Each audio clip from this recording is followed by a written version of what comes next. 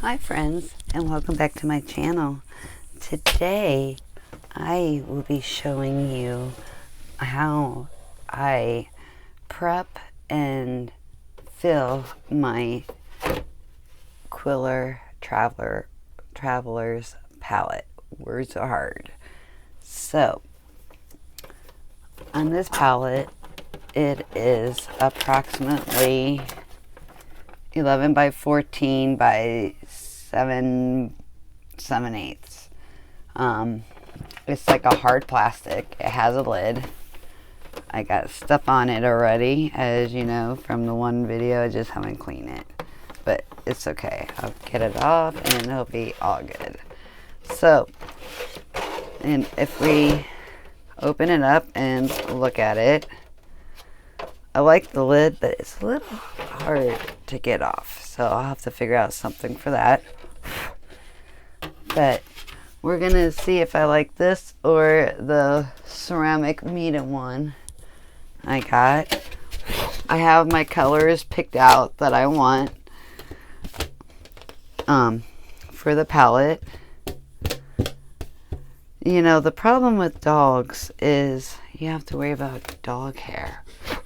And no matter how careful I am, it seems to, even in my studio, to want to come in here and get on everything. Oh, yes.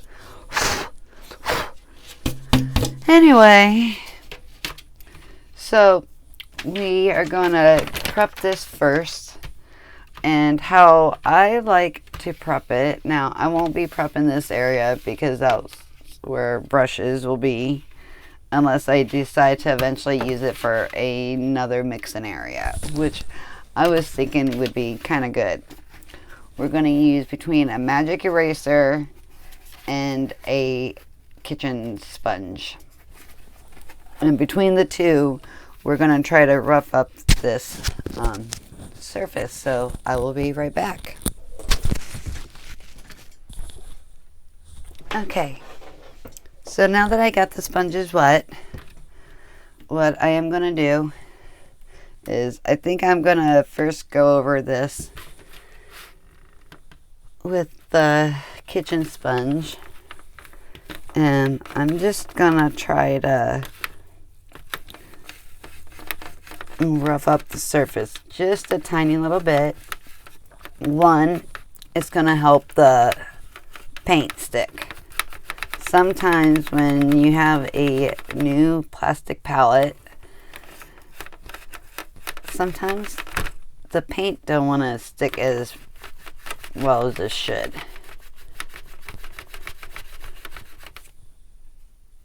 But the reason why I got this palette, I wanted to work on some color theory, and I figured this would give me help. Not that I don't do clean mixes, but this would definitely help with that. And I figured for teaching purposes and showing things, that it might help with you guys also with some color theory. So I'm just trying to go over this surface because I don't want to like open the lid and have paint flinging. It happened on my last palette. But okay. And then I think I am gonna just scuff this up just a little, just in case I do decide to use it for a mixing area. It's a scuffed up.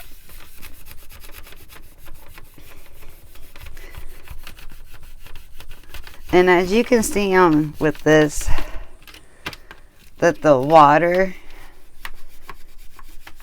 it's actually beating up. And then sometimes if this trick don't work, you can always take a glue stick and go over it and, you know, wipe off the excess, and that helps as well. But I'm just trying to do it this way. And And that's the difference between this and like a porcelain palette, you know, ceramic. You would not have to do all this prep work. Over it now with the magic eraser.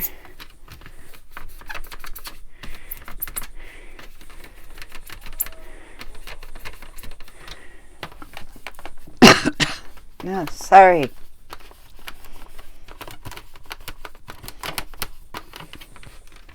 But I figured this is going to help.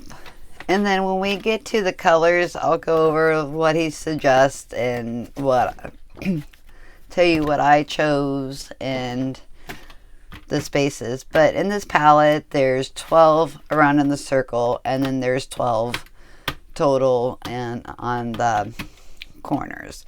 So this way, the ceramic one of his, it actually has, I think it's either 32 or 33 was. But I didn't think I needed something that big. And if I do decide I do want to go with the ceramic one, I'll probably go with the medium one, because the Stephen Quiller palette of the Jack Richardson, it's like $100. And I mean, you get a lid and everything, but I don't know if I want to invest $100 in a palette that's super big. Okay, so I'm going to go ahead and I'm going to take a break, eat something. You won't know due to video editing, but take a break, come back, and we'll start filling it. It'll be dried by then. Okay, now that the palette's dry, what I would like to do is we're gonna okay, so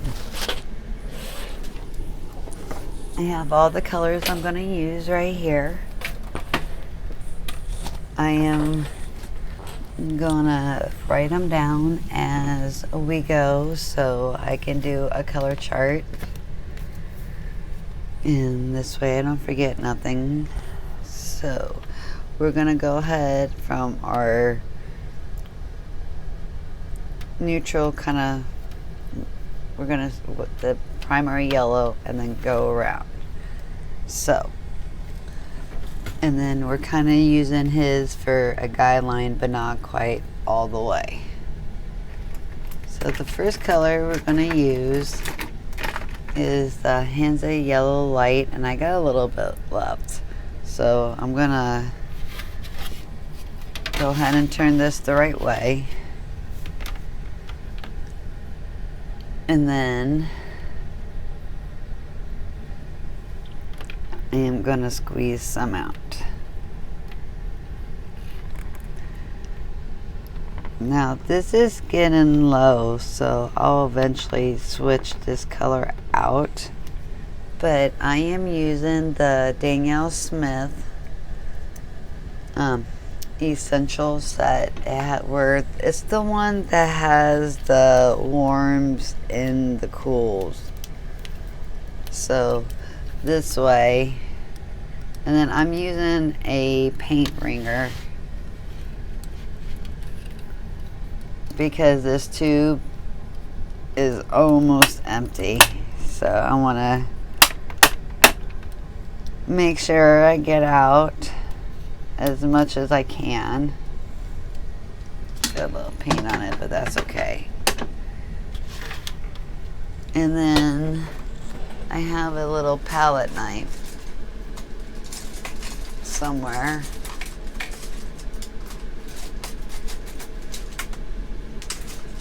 That one's too big.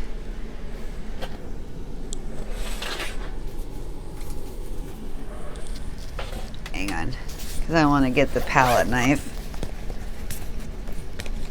Okay.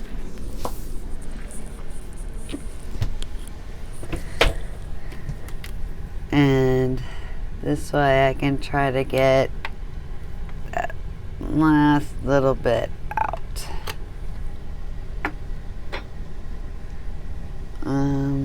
Toothpick. When you're trying to get the last little bit out, you know, paint's a little, oh, here we go. Paint's a little pricey, so I try to get out as much as I can. I know if I am due for any refills, I'm gonna try to get them in the sticks. I think that would be really efficient money wise. Okay, so I think that's as good as that one's gonna get. So we'll use this for now, and then if we need to add more, I'll figure it out at that time what yellow we'll go with. But for right now, I want to use this because I want to stick with the Danielle Smith. I'll probably end up ordering a light because I want to use this palette.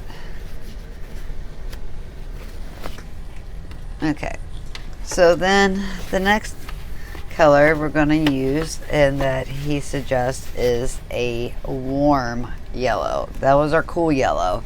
Now we need a warm yellow, and that you can use Cad Yellow Deep, Gamboge, or Indian Yellow, or Cad Orange, which is cadmium. So I'm gonna go for New Gamboge, and I'm just gonna put that here on this side, and I'm not gonna fill up the wells because right now I am pretty sure this is the colors I want to use, but in case I change my mind, I wanted to be able to opt out and not have, you know, like forever and a day paint. So we're just gonna put little small amounts, probably a little bit more than that. So it'll be a little decent amount, but I'm not trying to fill the whole pan up with it. Plus, I think that would make it really heavy. So I will write them down as I go as well. So we got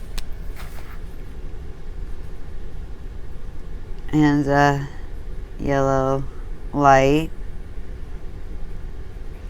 and then New Gamboge. Okay. So, moving on. But when you're setting up your palette, you want to have some toothpicks also. And what I like to do is what a lot of people do for mixing, and I like to have a warm yellow and a warm yellow and a cool yellow, but sometimes I'll opt for like hands of yellow medium for my travel palette, so I don't have to carry two yellows. But like it's for the Quiller wheel, we're following the color wheel, which is here. So this way, for contrasting colors and all that, we're gonna know. So put that up there. So then moving on to our, it says it's like that reddish orange type color. So he has Cad Red Orange or Pyro Orange, or you can use Vermilion, Permanent Red Light, or Cadmium Red Light. So, but we're using the Danielle Smith Essential Set. So moving on, that would be, I have to think, the Quinacridone Burnt Orange. So that is the shade we're going to go with. and which is, I got the secondary set of the primaries, as you can see here. And they are going to be quinacridone burnt orange, under the sea green, and carbazole violet, I believe you say. And then I did not use this set. I used the essential set, which it has the 6. And I'll go over those colors. So we're just going to squeeze some of this in here, just doing the one side.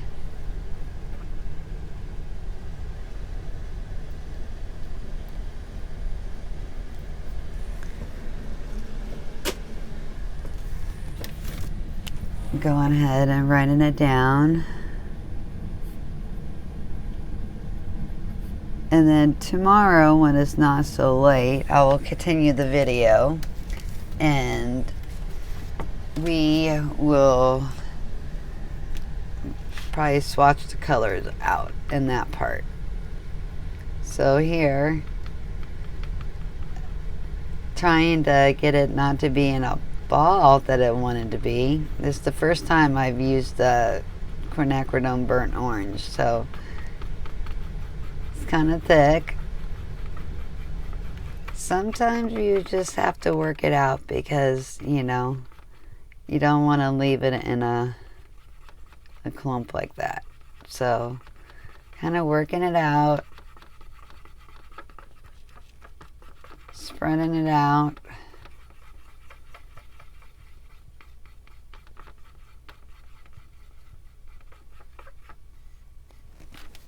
There. That works. So there we go. That will be our secondary orange. And this palette is the colors are great for landscapes. That's why I chose them. So moving on, we have our orange. We're going to do the darker reddish orange, which is, well, it's our warmer red, and what we're going to use is this Pyro Scarlet. Danielle Smith puts together a really nice primary and secondary set that makes it really easy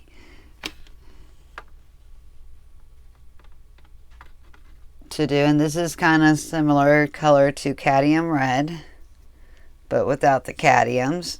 So we'll go ahead and put that over there. Taking the toothpick once again.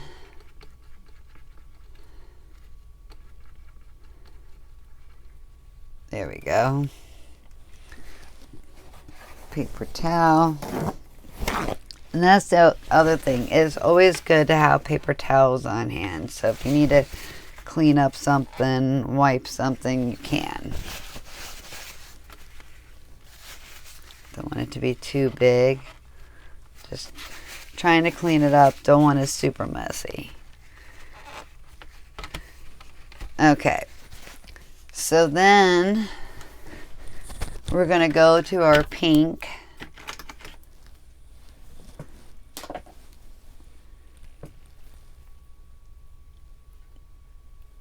And that will be our primary red. And I'm using quinacridone rose. Once again, that goes to her essential set. And all of these I am using, but maybe one or two that will not be a Danielle Smith, but majority of it is going to be Danielle Smith. So, going to stir that up. You know, it's kind of a relaxing process. I love making up palettes. I like seeing how the colors work together and all that. So next we're going to go ahead and use quinacridone magenta because we need a magenta color. So these two seem awful close, but they're slightly different. So we'll go ahead and use that.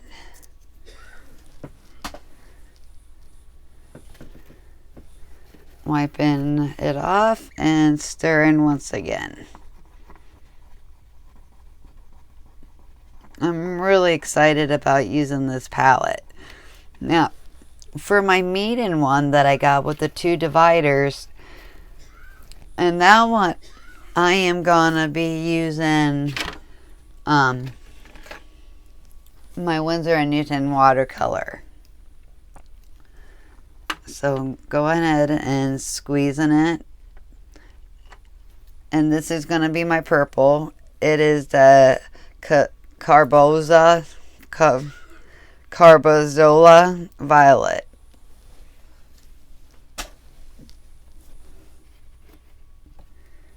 Go ahead and stir it.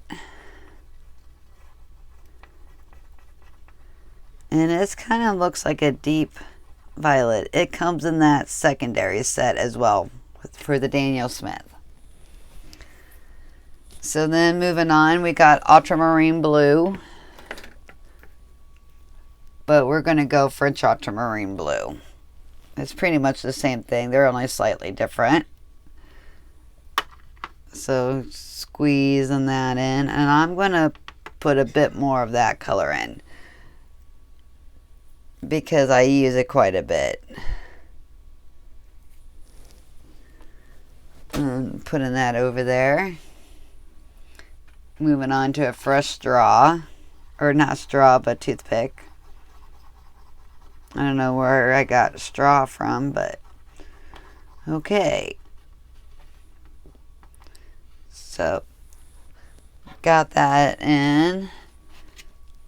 And then now going on, it says we can use either phthalo blue or Prussian blue.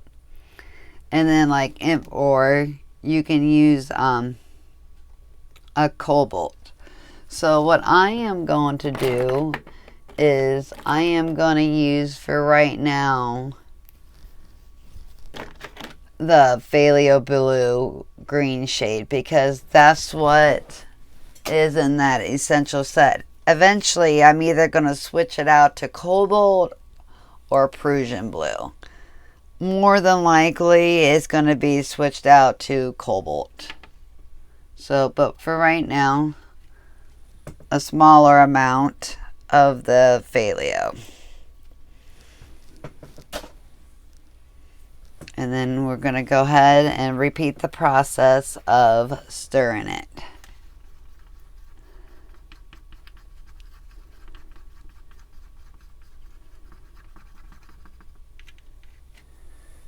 Okay, so after that, we need to go with our greenish blue shade. So your choices can be magnesium blue, cerulean blue, phthalo turquoise, cobalt turquoise, or like a greenish blue. So we are going to go a cerulean.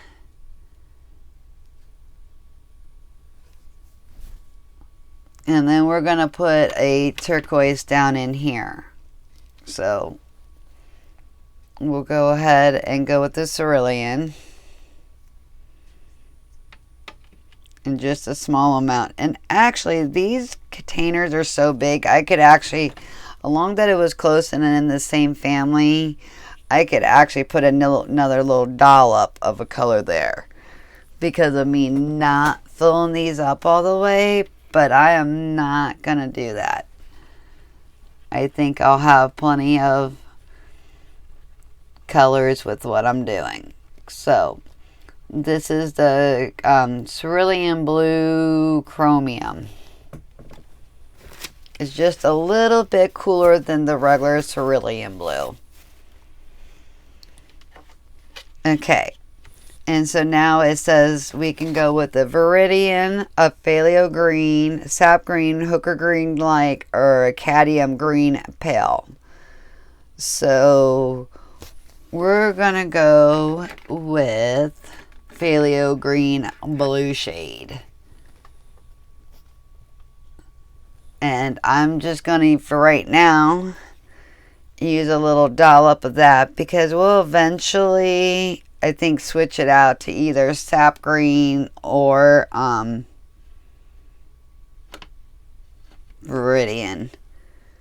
The Phthalios just are not my favorite because they stain so bad, and if you make a mistake, it's not very forgiving. But for right now, this is what we're going to use.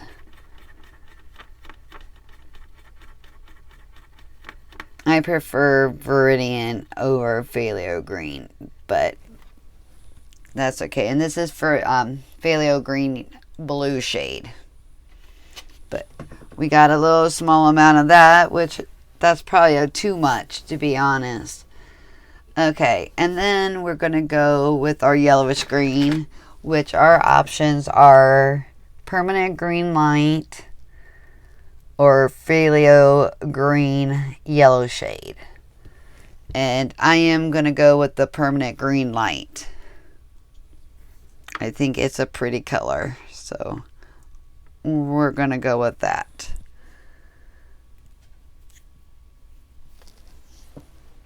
And I've been forgetting to put these down, so it's a good thing these are pretty easy on what I'm using so far. I'm pretty familiar with these colors, so you think you're gonna remember, and then you don't when time passes. So I want to make sure that I know what everything is and all that.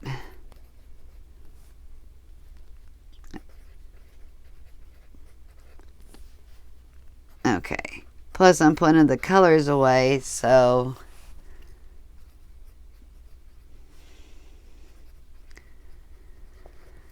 okay.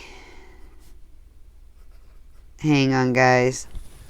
I'll just pause it. Okay. So now we got the 12 colors on the actual palette. We're going to go ahead and move on to the outside colors. And I love our color choices for the center palette. So we're going to go ahead and we're going to go from here and then on down to back up. And this is where we're going to, it was a hard decision because these are your extras. These are what is going to make this more complete. However, we could have chose to add definitely more through here, or the other option we could have had is to fit like little half pans in here, which does work, but I just squeezed it in here because I think, you know, if I don't like something, then we can eventually, you know, to either take it out with a palette knife or just use up the color and then move on. So that being said, I want to add Nickel Azo Yellow. I've been wanting to try this, and this will be the perfect opportunity. So I'm going to go ahead and squeeze that in there. And like I said, sticking to the whole, I'm not going to use too much for right now. But once I get 100% I know my colors, then I'll be more to fill it up. But for right now, I think this is an awesome way to check out this palette.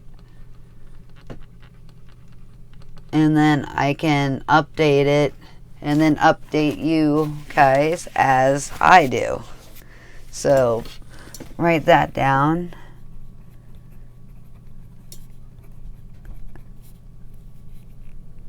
What I eventually want to do is try some of the colors. I want to do a palette of the colors that Sarah Burns is using for her watercolors, and she does a lot of plein air, and I do as well. So I think I might try out her palette.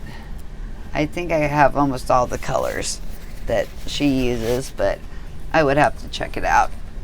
Anyway, so we got Nickel Azo Yellow, which is a beautiful warm yellow. And then we're going to go with Raw Sienna. It was a really hard decision between Raw Sienna, yellow ochre or goethite. But I went ahead and chose raw sienna, and I can always change it in the future. Or I may put a dab of the raw sienna and then maybe eventually add the yellow ochre. But raw sienna is a really nice color. You can use it for a base coat. There's just so many things you can use raw sienna for. If you add raw sienna to or you add raw umber, so that's one of our bases, but I'll have to remember, it's when we start practicing mixes and stuff and color combinations, we're gonna kind of keep track of that, and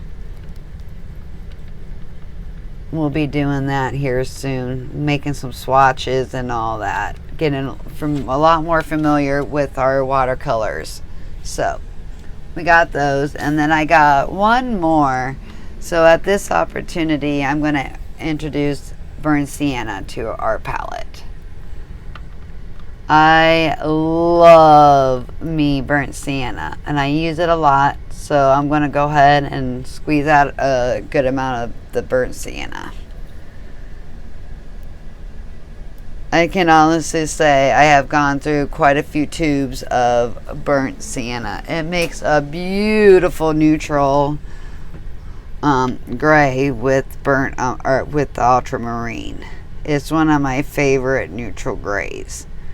So we just went ahead and filled this one in because we will use it all. And with me not putting a lot, I don't know how well these will actually stick to the palette. So there might be times taking the lid off, paint may go flying. We will see. That's the adventures with watching this and stuff. And if you want to protect your hands, another good thing to have when you're actually doing a palette is wearing gloves.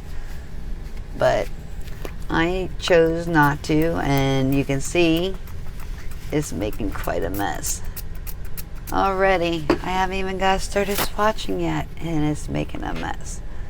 So we're just gonna go ahead and tidy it up a little bit now. Okay, so moving on. Look at that. Always the joy of swatching, or not swatching, but doing a palette. And then see, you go over and it just, it becomes a thing.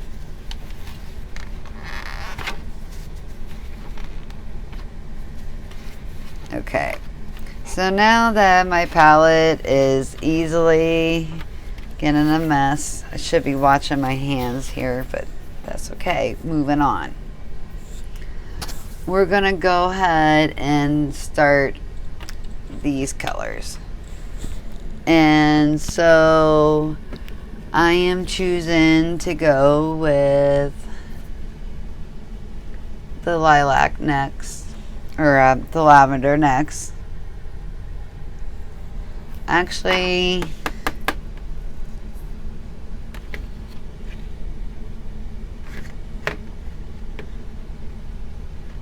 we'll go Indian red.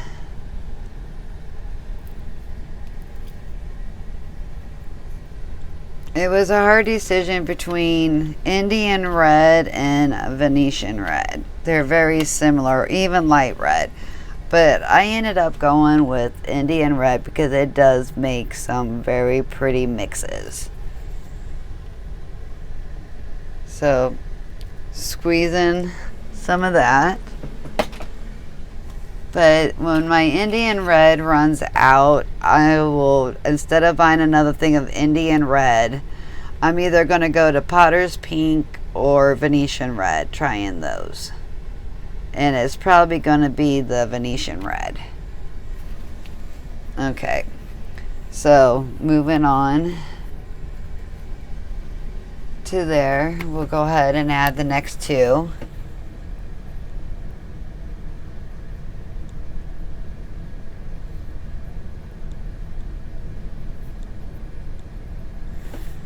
Okay, so then I want to add a lavender because I want to start using lavender in my skies. So at this point in time, I'll go ahead and I want to squeeze lavender in this smaller one. And I'm squeezing a good bit because I want to use it a lot more.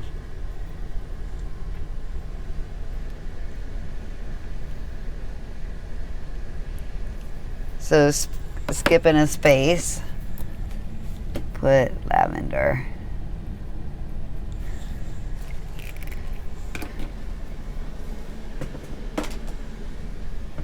And then taking the toothpick once again.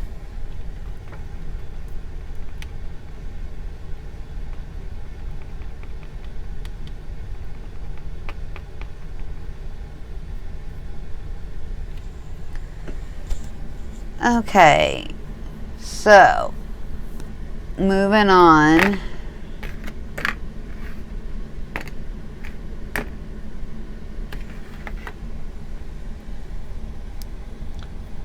I'm going to go with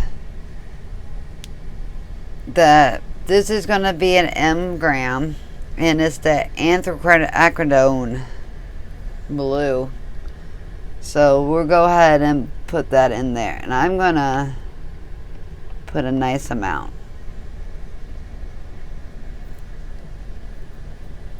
Because I've been wanting to try that color for a while. I learned it off of Sarah Burns, and then I can't remember who else, but she wasn't the only one that loves this color. It's just a really deep, almost an indigo blue. But I guess this one, I want to say it's like more light fast, and it only has like one pigment, but don't quote me. I would have to look up the pigment information. But it's a very pretty blue, so I wanted to put that on the palette. And then we're going to go ahead and stir that.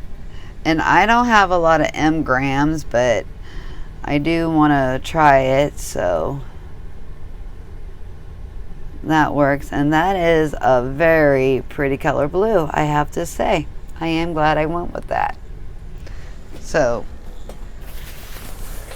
now that we're getting down to the wire,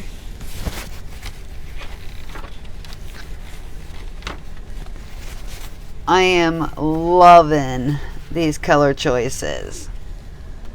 And like I said, most of them are Danielle Smith, other than our blue that we just did. So now moving on, we'll go on to Burnt Umber.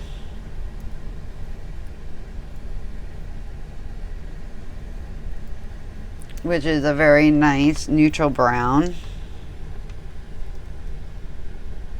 And we can squeeze a good bit of that.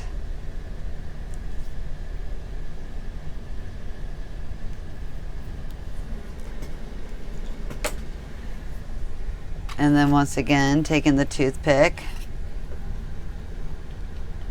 stirring it up. And I kind of wanted to make sure my neutral browns were kind of more filled, because they are neutrals and they're going to have a harder time sticking to the palette anyway. So then moving on to our next color.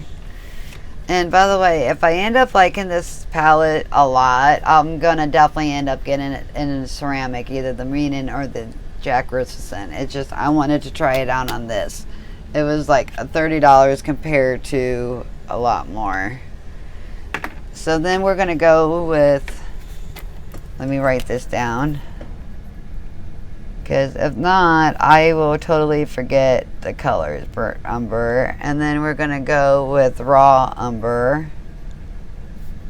Raw umber is a very nice. I didn't actually even need the burnt umber when I have raw umber, because if you take raw umber and you add burnt sienna to it, voila, you got burnt umber. However, putting it in the palette and then squeezing a bit more of the raw umber, because I know I will be using that color quite a bit. And Dancing Yellowsmith's paints are a lovely paint. I'm really digging my others, but this will be nice to use in the studio, and I am really, I think, going to enjoy using this palette. And then the next video, we are going to set up the medium palette, and then we're going to give both palettes a go. But this way I can show love to Winsor & Newton and my Danielle Smith. I'm finding there hasn't been a watercolor. Actually, I'm finding out I like all kinds of paint. I can't wait to eventually try oils. But anyway, and then we're going to go with, I think for our grayish tone, I have some Jane's Gray, I have Payne's Gray. You know, you can go with indigo. There's so many darks you can go with, but I'm going to go ahead and go with Sodalite Genuine or Genuine. I figured that will be a fun mix. Squeeze a little dollop in there. And then write it down.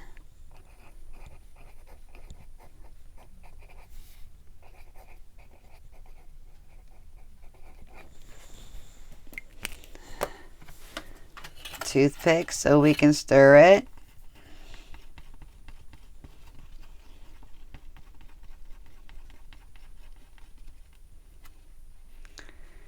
I like having some type of dark gray in here.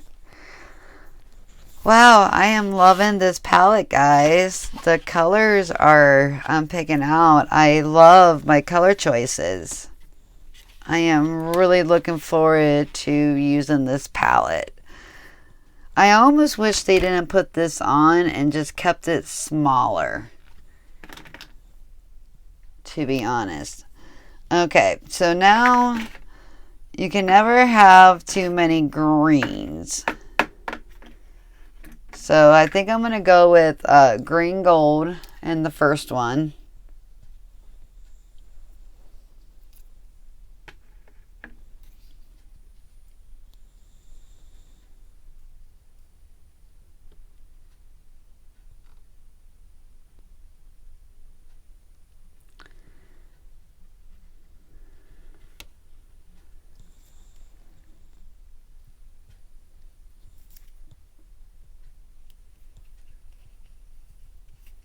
Which I think that is a really good choice.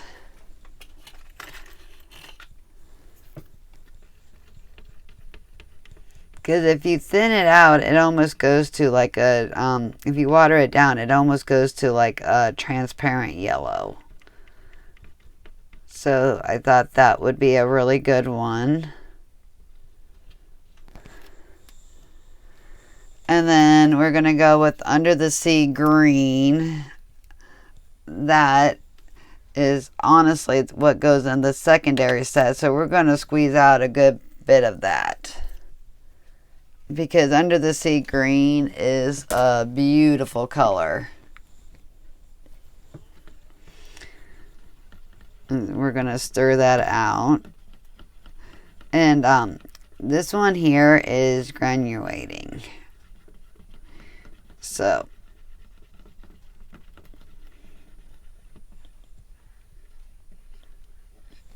good amount in there on that one. And then we're going to use perylene because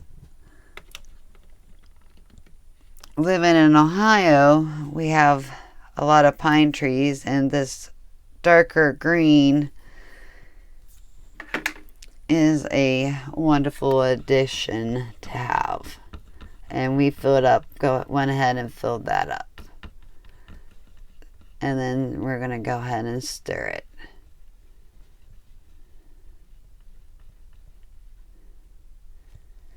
Now, I'm going to go ahead and I will let these dry back here in my studio. This way, hopefully no dog hairs or anything will go on it. So then we got Purling Under the Sea. And then Green Gold. I think the color choices are incredible that I picked. I'm really happy. I am looking forward to using them. Trying to get out this dry paint that's from the lids. So lesson learned. I need to go through and like wipe all my lids with a damp rag or whatever. But I will let you guys know on how this goes. But for right now, I'm going to go ahead and let some of this dry. And when you won't be able to tell the difference, but we'll go ahead and finish swatching. And this way you guys can actually see, and I'll get the chart drawn up. And then I'm going to attach it to the lid.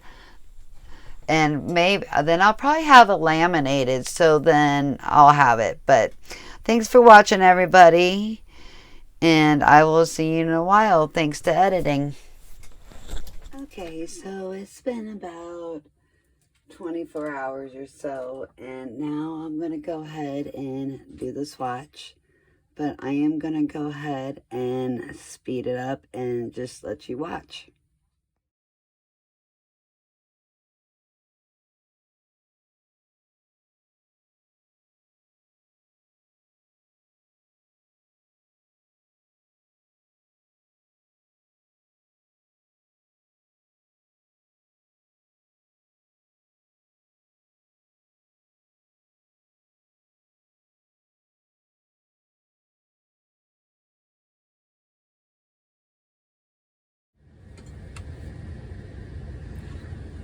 So, in conclusion, I am looking forward to using my Quiller palette. Thanks for watching, guys. Bye.